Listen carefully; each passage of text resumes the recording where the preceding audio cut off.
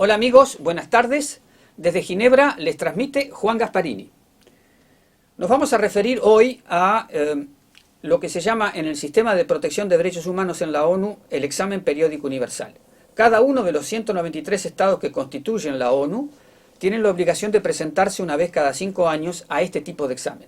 Es un examen entre pares, es decir, que el país examinado comparece ante los demás países que le hacen observaciones y recomendaciones para mejorar los derechos humanos. Pero solamente intervienen los estados. Por tanto, las organizaciones de la sociedad civil, las organizaciones no gubernamentales que representan a la sociedad civil y que representan a las víctimas, particularmente de violaciones de los derechos humanos, vienen a Ginebra para sensibilizar a los países que le tienen que hacer preguntas o recomendaciones al país examinado. Entonces, tenemos representantes de dos ONG que han venido aquí a Ginebra. Gloria Cariaga, de tu ONG Fundación Arcoiris, tú te encargas de problemas de género, ¿puede ser? ¿Nos podías explicar brevemente cuáles son los fundamentos de tu organización y cuáles son las ideas, las recomendaciones que le están sugiriendo ustedes a los demás estados que hay que hacerle a México?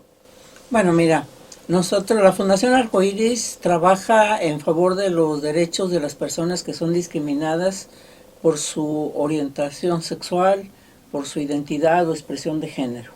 Como sabes, estas dos dimensiones son dos dimensiones que constituyen la identidad misma de las personas, pero muchas veces está en cuestión. Realmente es válido tener una orientación sexual que no tenga que ver con la normatividad, con lo que la mayoría de las personas supuestamente tienen, o con las definiciones de género que una persona con la que una persona misma se identifica. Entonces, esta discriminación que enfrentan las personas por su orientación sexual o su identidad de género les coloca en una condición de vulnerabilidad tan grave que atenta contra su dignidad y contra su vida. Nosotros, desde el examen periódico de 2018 que le hicieron a México, identificamos 7 recomendaciones que se hicieron al gobierno de México para que fortaleciera la protección de los derechos de las personas LGBT, lesbianas, gays, bisexuales y trans. Sin embargo, nosotras no vemos realmente un avance. Por lo contrario, en las últimas fechas hemos visto un incremento en las cifras de asesinatos, sobre todo contra mujeres trans. Y esa es una de las preocupaciones más importantes que traemos a este examen.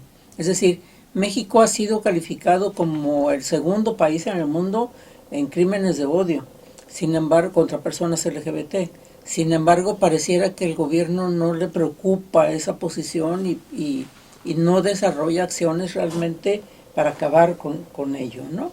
En los últimos tiempos hemos visto también el incremento de cifras sobre desaparición de personas LGBT. Y entonces eso pues nos llama la atención de que en lugar de que vayamos avanzando en que las personas tengan mayor seguridad con respecto a su dignidad y su vida, pues vemos el incremento de cifras en las que las personas están perdiendo la vida. Entonces, nosotros tenemos un observatorio nacional de crímenes de odio contra personas LGBT, en donde somos 64 organizaciones, y más recientemente formamos una red de organizaciones que hacen incidencia internacional por los derechos LGBT.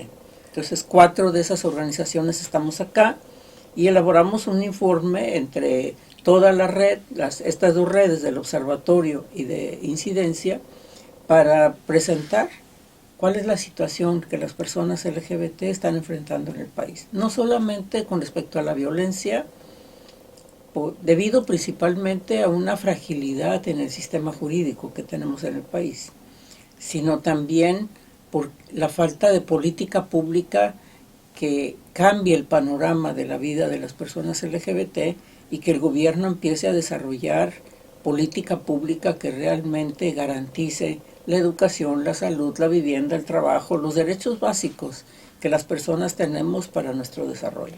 ¿Es correcto decir que sería saludable que existiera, si es que no existe, un registro, por ejemplo, de personas LGBTI para que esta situación de impunidad, digamos, tenga de algún modo un observatorio que siga mirando lo que está ocurriendo? ¿Hay registros? Bueno, desafortunadamente, precisamente el registro de crímenes contra personas LGBT está en las manos de las organizaciones, porque la categoría LGBT o de orientación sexual o identidad de género no existe en las instituciones formales. Solamente la Comisión Nacional de Búsqueda lo incorporó hace 2 o 3 años, pero nosotros no miramos que haya un registro permanente que permita realmente visibilizar por qué se dice que México tiene el segundo lugar a nivel mundial y cuáles son las condicionantes que generan eso. O sea que hay desapariciones, hay marginación, hay un clima de impunidad. Exacto. O sea, esta debilidad, vamos a decir, que tiene el sistema jurídico favorece la impunidad, la corrupción, ¿no? Y entonces pues limita de manera muy importante el acceso a la justicia para las personas. Muchas gracias. Entonces ahora, Dinora Arceta, tu ONG se encarga de problemas de migración. ¿Podés decirnos un poco cómo ven el panorama de la situación de los migrantes? Sabemos que es altamente complejo, pero bueno, es un desafío para ustedes hacer recomendaciones también, aprovechando esta oportunidad que da Naciones Unidas. Sí, bueno, muchas gracias por la invitación a la entrevista. Sí, yo trabajo en la organización Instituto para las Mujeres en la Migración, en la cual nos encargamos de proveer acceso a la justicia para mujeres y niñas en situación de movilidad humana a través del acompañamiento integral y la incidencia en políticas públicas y legislación. Sí, bueno, en el marco del examen periódico universal, pues realmente, justo como lo mencionaba la colega Gloria, también vemos no un avance en las recomendaciones emitidas en el ciclo pasado, que fueron alrededor de 16 recomendaciones, sino también retrocesos en la política migratoria y de asilo que van en detrimento de la población. Sí decir que México llega a este cuarto ciclo pues siendo un país de origen, destino, tránsito y retorno de personas migrantes. En los últimos años hemos visto un aumento de las llegadas desde Centroamérica, desde el norte de Centroamérica, pero también del Cono Sur e incluso extraterritoriales, ¿no? Y en esta diversidad de flujos migratorios que van en aumento, pues vemos que la población tiene necesidades diferenciadas e incluso de protección internacional.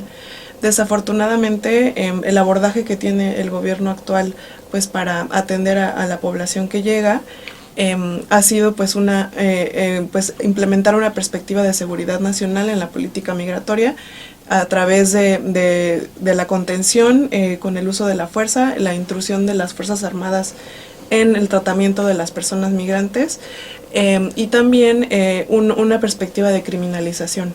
Se intenta sancionar a la migración que entra de forma irregular al país a través de la detención migratoria, que en el caso de México la detención migratoria resulta similar a una detención criminal, ¿no? En México los espacios de detención migratoria son similares o incluso peores y están en condiciones muy graves respecto a las necesidades básicas de las personas. Y pues para esto mismo lo que estamos recomendando al Estado pues es cambiar un enfoque en su política de migración. Recomendamos a los países que obliguen al Estado mexicano a dejar la intrusión de las Fuerzas Armadas en las tareas de control y verificación migratoria, pues porque debido a que no son instituciones encargadas de derechos humanos, no tienen la forma adecuada para el tratamiento de las personas migrantes que muchas veces vienen en situación de vulnerabilidad. Además, pues también instamos al Estado mexicano pues a fortalecer su sistema de asilo, porque ante el aumento de la llegada de personas que se han visto obligadas a permanecer en México porque las políticas en Estados Unidos cada vez son más restrictivas, el país sigue no incorporando una perspectiva de acogida, de integración, en la cual pues las personas se ven muy vulnerables al crimen organizado, a tener contacto con traficantes, a trasladarse por México por vías muy peligrosas, irregulares, debido a que el Estado mexicano no quiere regularizarlas y proveerles acceso a los servicios básicos, ¿no? Y además estamos hablando de una población en México que es altamente xenófoba. Estamos hablando que un 30% de la población en México no respeta los derechos de las personas en situación de movilidad, de acuerdo a las encuestas nacionales del Instituto Nacional de Geografía y Estadística. Entonces, pues para ello mismo también pues estamos recomendando al Estado pues dejar atrás estos discursos estigmatizantes y a la perspectiva de criminalización de las personas migrantes y transitar no a castigar a la migración irregular a través de la detención migratoria, sino a implementar alternativas a la detención, expandiendo las vías de migración regular, que actualmente no tenemos muchas en nuestro marco legal, y además generando alternativas basadas en la comunidad, es decir, políticas municipales locales que integren a la población y para que puedan ser parte de la sociedad mexicana. Ha habido muertes de migrantes que han, en esos momentos de retención, ha habido represión ilegal, creo yo, por casos que han trascendido en la prensa. Sí, desde 2015 a la fecha tenemos contabilizados al menos 5 masacres de personas migrantes y en muchas de ellas no hemos tenido ni siquiera una sentencia condenatoria, ¿no? Realmente la impunidad en los crímenes cometidos contra la población migrante es muy alta, se asemeja casi al 99% de impunidad, debido a que pues es muy difícil para las personas familiares de víctimas, personas migrantes, pues seguir sus procesos de investigación, dado a que muchas de ellas están en el exterior y México no ha tenido esta institucionalidad para acercar a las personas familiares pues a una justicia, ¿no? Realmente hay muchas trabas administrativas e institucionales para que pues realmente haya justicia para las personas migrantes en este país. ¿Ustedes piden alguna derogación de leyes existentes que son nocivas para la situación de los migrantes y además qué alternativas podría haber para cuando entran en situación irregular que no los detengan, que no haya detención? Para terminar, digamos, ¿podés hacer una reflexión sobre esos puntos? Sí, realmente nosotras, exacto, en un inicio estamos solicitando la derogación en la ley de la Guardia Nacional de los artículos relativos a las labores de control y verificación migratoria, que en la administración pasada no había. Eso ahora está en la ley y pues por lo tanto pedimos eliminarlo, ¿no? Para que solo sean autoridades del fuero civil quienes tengan el contacto directo con las personas migrantes.